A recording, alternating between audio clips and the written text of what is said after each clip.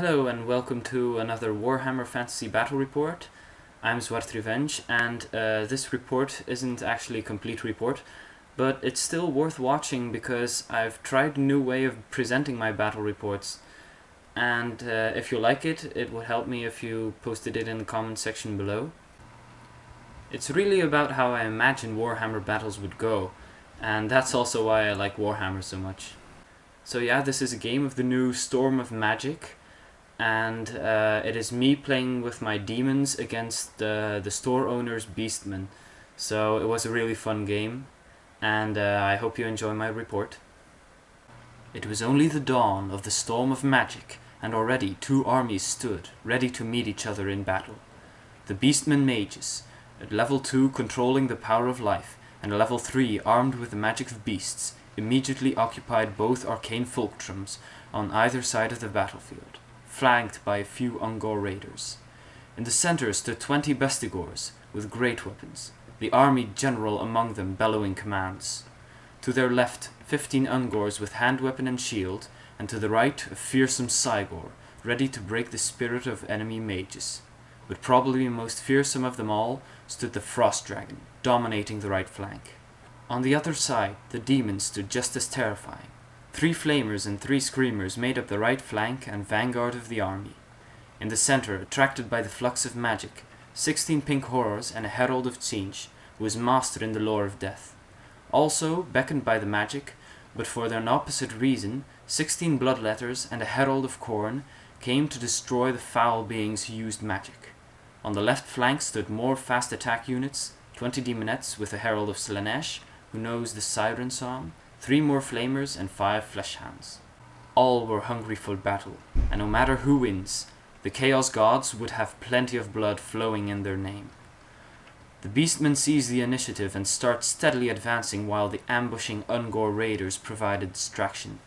The winds of magic blew strong and heavily in favor for the life-giving magic. At a whim of the shaman, a forest grew out of the bare ground, engulfing a Flamer and 3 Demonettes.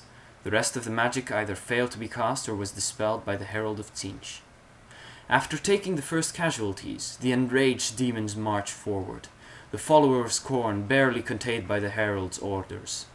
All the while, the Herald of Tzeentch summoned forth the vile spells of death. The winds once again blew strong, but that was power the Beastmen could use to dispel. Despite all the vile spells, the Beastmen general only took 1 wound.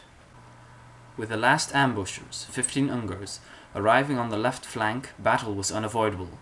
The Bestigors and the general, bellowing furiously, charged into the Bloodletters. The Herald of Slaanesh called with her siren song to the Ungors who just stumbled forward, failing their charge. A battle of skirmishers commenced between the Flamers and some Ungor raiders. The dragon, unable to get into combat, flew over the building behind the Demonettes. The winds of magic kept getting more and more ferocious.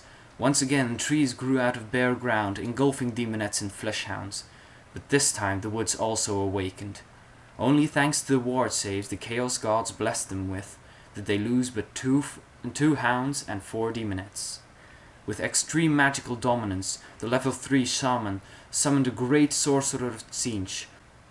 Although harnessing such power is never without risk, after the miscast it was clear that the Shaman had chosen his lore well, because he himself transformed into a great beast, adding 3 to all of his stats. After the magical onslaught, the dragon engulfed the demons in icy breath, causing further casualties. A rock from the Cygor flew straight and true, crushing 5 horrors.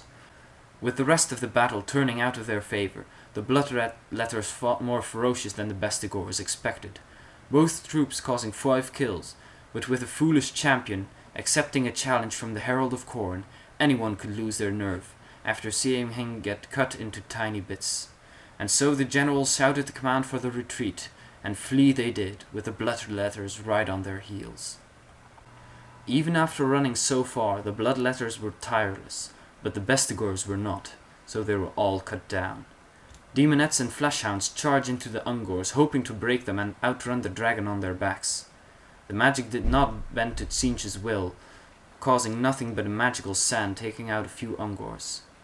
The Flamers, after rounds of shooting, still couldn't get past the 2+ ward save against magical attacks of the Shaman of Life. The Demonettes and Fleshhounds were unable to break the Ungors, even while causing 5 wounds, and thereby sealed their fate for the next turn.